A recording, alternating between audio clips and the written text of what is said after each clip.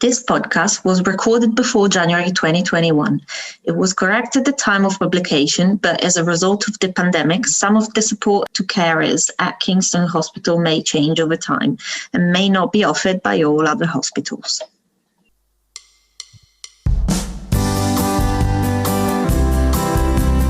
Hi everyone, my name is Sarah and I'm a Projects and Outreach Officer at HealthTalk Richmond, which is your local independent watchdog for health and social care. It's January 2021 and here we are with the first edition of HealthTalk, which is a podcast series by HealthTalk Richmond where we speak about healthcare and local services. Today we're going to talk about carers' rights and how Kingston Hospital is supporting carers. We have a special guest here named Olivia Frimpong, who comes from Kingston Hospital NHS Foundation Trust. Welcome, Olivia. Thank you. Hello. Pleasure to be here. Hi. So what is your role specifically, Olivia?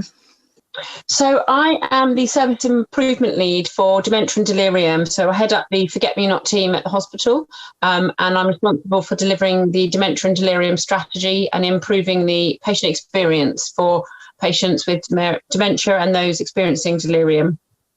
Great. And have you been at Kingston Hospital long? I've been here over 10 years. I'm a physiotherapist by background, and I've been in this dementia role for 5 years currently. Yeah. Okay, cool. So you have a lot of experience. And I will start by asking you the first question, which is quite general. And since we're talking about carers, I'd just like to clarify with you, who do we refer to as carers? I think a carer can be quite a broad term. So a carer is anyone who looks after someone who that might be a family member, a partner, or even a friend. So someone who needs help because of their illness or their disability, or if they're very frail, or if they've got a mental health problem and they can't cope without the support of someone else. The vast majority of the time, that means an unpaid carer, and a lot of people don't always recognise themselves as carers. But in the hospital, we also recognise the importance of formal carers, so paid carers who have a long-term relationship with our patients and are very experienced in caring for those individuals. Sounds like being a carer is a very broad term. I mean, it can mean many things. So one thing I'd like to ask to start is, let's say a person who is being cared for is admitted into Kingston Hospital. What support can carers expect? Well, prior to the pandemic, we had a very open visitor policy and carers were very welcome within the hospital, and we had extremely open visiting times. But unfortunately, because of the COVID-19 infections and those infection rates being quite high at the moment in the area, we've had to really restrict footfall to the hospital and restrict the visitors coming onto the wards. So what we're trying to do is that the staff on the wards are making an extra effort to keep in touch with carers. So when someone is admitted, although they might not be able to come in and visit them, they're keeping in touch and doing regular updates. So a member of the multidisciplinary team will be in contact on a really regular basis with those carers to tell them what the medical plan is, what the discharge plan is. And that might be a doctor, but it also might be a nurse, senior nurse, or one of the therapists. And I know it's a really worrying time for carers not being able to come into the hospital and see their loved ones, particularly when they're unwell, when they're sick. And we get a lot of phone calls trying to find out what's happening. But what we would really advise is the doctors tend to do their ward rounds in the mornings and find out what the plan is and what they're doing with the patients. So if you want a good quality update, then it's better to ring after 12:30 to find out what's happening, to speak to someone on the ward. So we're offering support by keeping in touch more regularly on the phone. That's one of the primary things we're doing.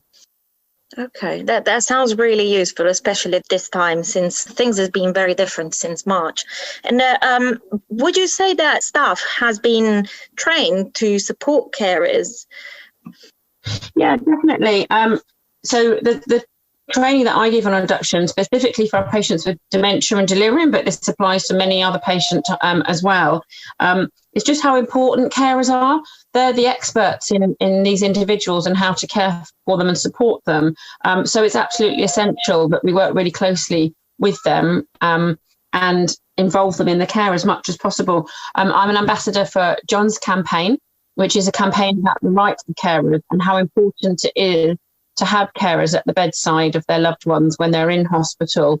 And we absolutely believe in as a hospital, where possible and where we're able to do so, that visitors are key. It's just at the moment we've got to manage the risk against the benefit of carers coming in. But we do train our staff on the importance of that. All right. Okay. So I suppose that there are times when carers may be able to visit their loved ones or just the people that they care for. When is this possible and when is it not possible at Kingston Hospital? So the situation is incredibly changeable depending on what's happening with infection levels within the hospital and within the surrounding communities. So I'd say the best option is always to check our website for the most up-to-date information about who can and can't visit. At the moment, we're not allowing any standard visiting. Earlier in the summer, after the first wave, we were able to open up a more structured visiting system where you could book to come in. Unfortunately, in November, we had to stop that due to a rise in infection rates. So at the moment, we don't have any regular visiting on the inpatient wards, but we do have visiting on compassionate grounds. So there are certain circumstances where we feel it's really important that a carer can come in. And this is available across our inpatient wards. So these circumstances include someone who's receiving end-of-life care. So it's really important that family are able to visit at the end of someone's life, and that includes children being able to come in and see their loved ones as they come toward the end of their life. We have compassionate visiting on the grounds of advocates who are needed to help make decisions about a person's care. For someone who might lack mental capacity, such as someone with dementia, then we might need an advocate to come in to help make a decision about where we're going with that person's care and what the options are, best interests. And then some of our patients with dementia and delirium who are incredibly distressed by the care environment and by the change in environment where they are, and they might find having a loved one nearby really beneficial. And then we also sometimes invite carers to come in to assist with someone whose rehabilitation requires the presence of a close family member to help encourage them and enable them to take part in rehabilitation. And this might include our stroke patients or those who are having rehabilitation following being very acutely unwell with COVID-19. So there are quite a few different reasons. Sometimes we'll invite carers in of those patients with learning disabilities or with autism, where they would really benefit from their carers being at the bedside. So I'm also thinking about other situations in which a carer may want to visit a person, which is children wards, for example, or when a carer goes to our A&E department with the person they care for, or I'm thinking also about maternity department, because we have done a survey in the past few months where we found that during the first lockdown, for example, partners weren't able to visit their partner who just gave birth into hospital, which was a problem for many. So I'm just wondering, in these cases, is it possible now to visit people? Yeah, I think we are getting some clearer guidance on this. So with regards to the paediatric wards, visiting children, our current guidance is one parent at the moment, and unfortunately we can't have any siblings in. So of course, we'd want the parent to be there with their child, but just limit it to one person at the moment. In our emergency department, we're tending to say no visitors, but again, the same compassionate visiting grounds apply as on the inpatient wards. So if someone's really distressed with their dementia or with a mental health condition and they require someone there with them to advocate for them, then that can be considered in the emergency department. And then with the maternity department, I think things have changed a little bit since earlier on in the year. And I know our maternity staff have been working really hard on the visitor guidance to try and make it possible for partners to be allowed in. So our partners are welcome during women's maternity care at Kingston Hospital, and women are encouraged to nominate a birth partner that can support them during their antenatal care, labour and birth. The thing that we're restricting again is the siblings coming in to visit at the moment. And it's best really, we've got our maternity services website available on the Kingston Hospital website to have a look at the more detailed information on that. Yeah, thank you, Olivia, for that. I will actually make sure that where people can listen to this podcast will be able to also access the links that you're mentioning, and this will likely be on our website. So, said all this, is there anything else that people should know when visiting patients in hospital? I think everywhere you go these days, the sort of rules that you have to adhere to that are very similar to when you're coming to visit in the hospital. So all visitors will be asked the sort of standard questions about any possible COVID-19 symptoms. They'll be required to sanitize their hands and wear a mask and any other PPE, depending on which area they're going into, to meet our infection control requirements. So to expect all of that when they come. We have a visitors gateway, which they have to come through, and that's where they'll be checked to make sure that they're clear to come up onto the wards to visit, that it's safe to do so.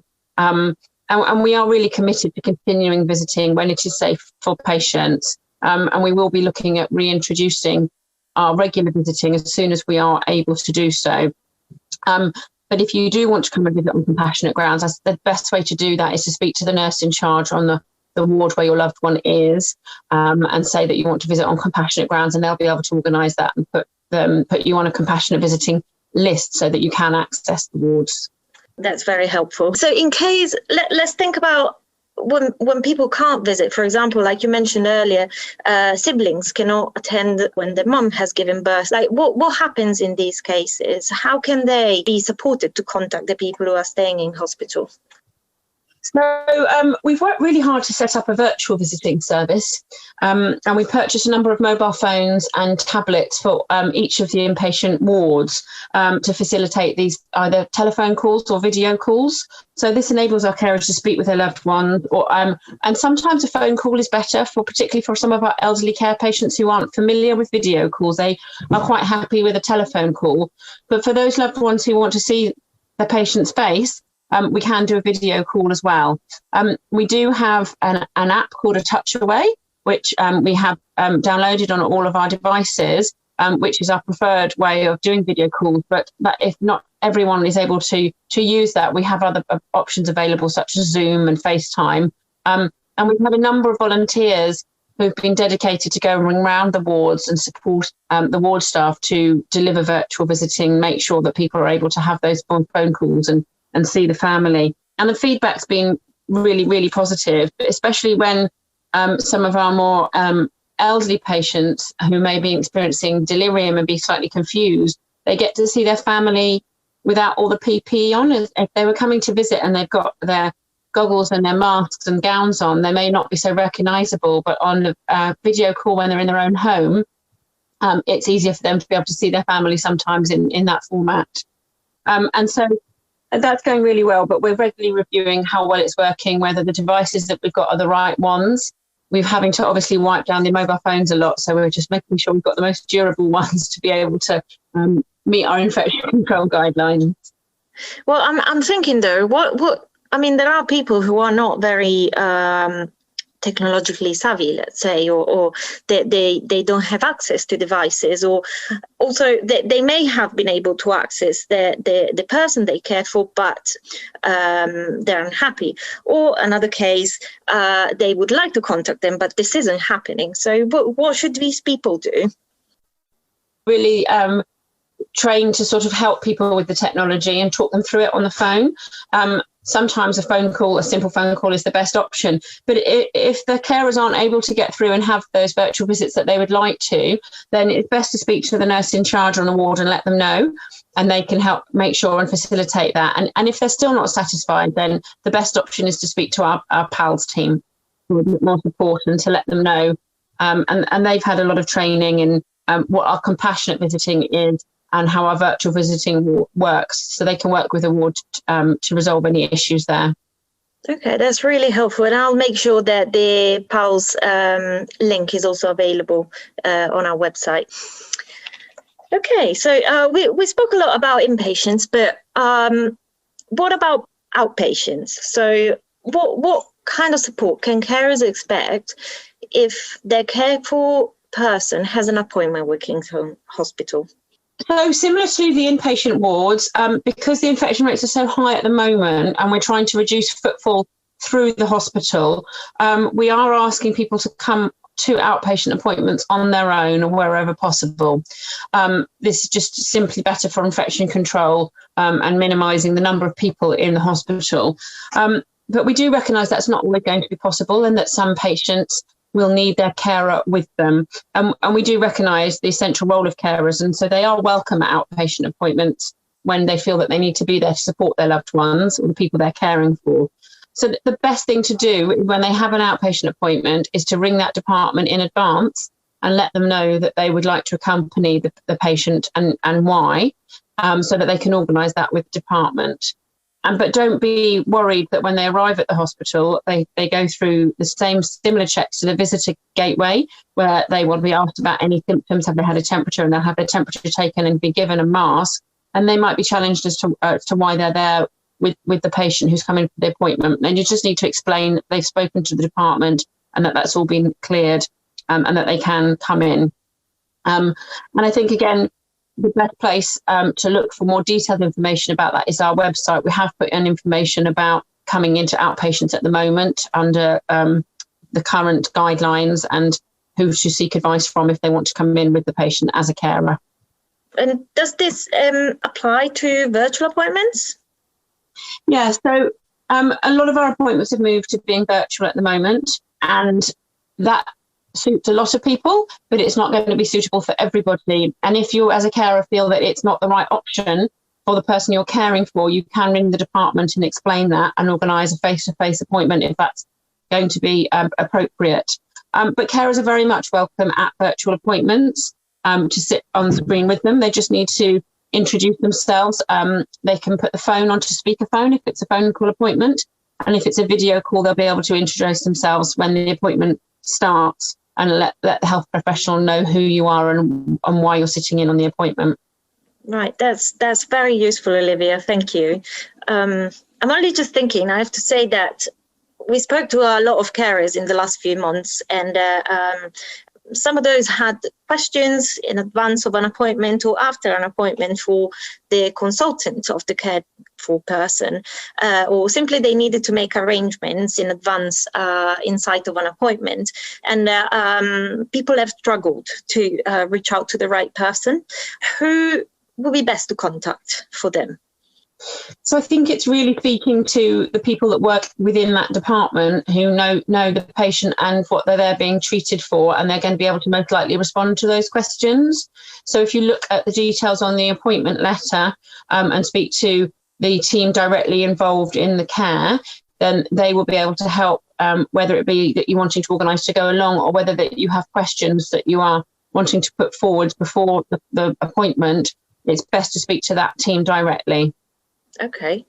And if those carers, let's say, are not feeling listened to, or the careful person doesn't feel listened to, or just would like somebody that advocates for them or represents them, is there like a carer representative or carer champion? So I'm not aware of a carer champion for the whole trust, but I think each individual area has its own carer champions because it's specialist to each area. So, for example, in the dementia and delirium team, we have several carer representatives who sit on our strategy delivery group. And I think there are carer representatives that sit in different specialities, such as in the cancer department or in the cardiology department. So I think there are carer voices are definitely heard at those individual areas, the specialties. But also our patient experience team works with a lot of carer representatives alongside our patient service users and gets feedback from them as a whole of the hospital and works with them when they're producing new things that they're taking forward. So we do work very closely with our patients and our carers as part of the patient experience team. Thank you. That's very, very helpful. And perhaps I will make sure that all of this information will also be available on our website. Thank you so much for today.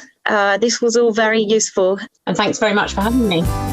Thank you for coming to talk to us today, Olivia. We'll speak soon. Bye-bye.